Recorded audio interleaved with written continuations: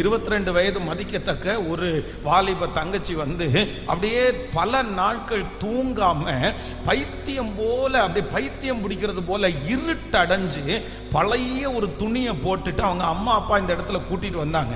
என்ன நடந்துச்சு, என்ன நடந்துச்சு, ஏன் இப்படி ஆயிட்ட அப்படின்னு சொல்லி அந்த பிசாசுக்காக அப்படி ஜோம் பண்ணும்போது அந்த தங்கச்சி என்ன சொன்னாங்க அப்படின்னு சொன்னா, இரவு நேரத்துல யாருக்கும் தெரியாம வந்து மேல மொட்டை மாடியில போய் பிசாசு அப்படின்னா அந்த படத்துல, சினிமா படத்துல எந்த படம் வந்து ஹாரர் மூவி மாதிரி அப்படின்னா அந்த இந்த பிசாசு வர்ற மாதிரி அந்த மூவிஸை வந்து பார்த்து பார்த்து பார்த்து ஒரு நாள் ஒரு மூவி பார்க்கும்போது அந்த மூவியில் இருக்கிற பிசாசு வந்து கேட்குதாமா, நான் உனக்குள்ள வரட்டுமா, நான் உனக்குள்ள வரட்டுமா, நான் உனக்குள்ள வந்தா நான் உன்னை இப்படி பலசாலியா மாற்றுவேன், நான் உனக்குள்ள வந்தா எல்லாரையும் அட்ராக்ட் பண்றதுக்குள்ள தருவேன் அப்படின்னு சொன்ன உடனே இந்த பொண்ணு அந்த அந்த அந்த மொபைல்ல பார்த்து பார்த்து, எஸ் நீ எனக்குள்ள வா, நீ எனக்குள்ள வா, நான் இடம் கொடுக்கிறேன் அப்படின்னு சொன்ன அந்த நாளையில ஏதோ ஒரு ஷாக் அடிச்சது மாதிரி, சில்லுன்னு குளிர்றது மாதிரி இருந்திருக்குது.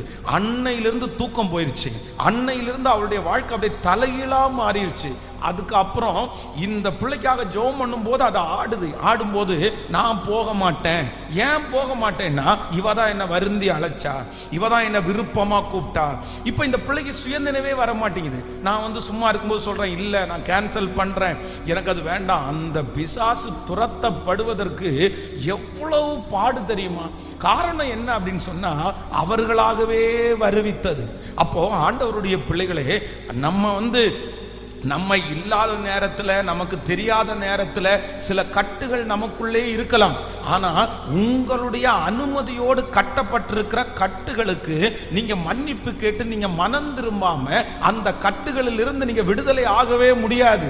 அதனால இந்த 5வது நாள் உங்களுக்கு அப்படிப்பட்ட கட்டுகள் ஏதாவது இருக்குமானா, அது நீங்கள் காரணமாய் இருப்பீர்களே ஆனால், நீங்க அதுக்கு ஓகே சொல்லி இருப்பீங்கன்னா, நீங்க அந்த காரியத்திற்கு யாருக்கும் தெரியாம நீங்க சைன் போட்டிருப்பீங்கன்னா, இன்னைக்கு அந்த சத்துருவை பார்த்து என்ன சொல்ல போறோம் அப்படின்னு சொன்னா, அன்றைக்கு எனக்கு அந்த அறிவு இல்லை, ஆனால் இன்றைக்கு இயேசுவினுடைய ரத்தம் என் மேல் இருக்கிறது, கர்த்தர் எனக்குள்ளே இருக்கிறார், அந்த கட்டுகளுக்காக நான் வருந்துகிறேன், அந்த கட்டை கட்டுவதற்கு இனி உனக்கு அனுமதி இல்லை.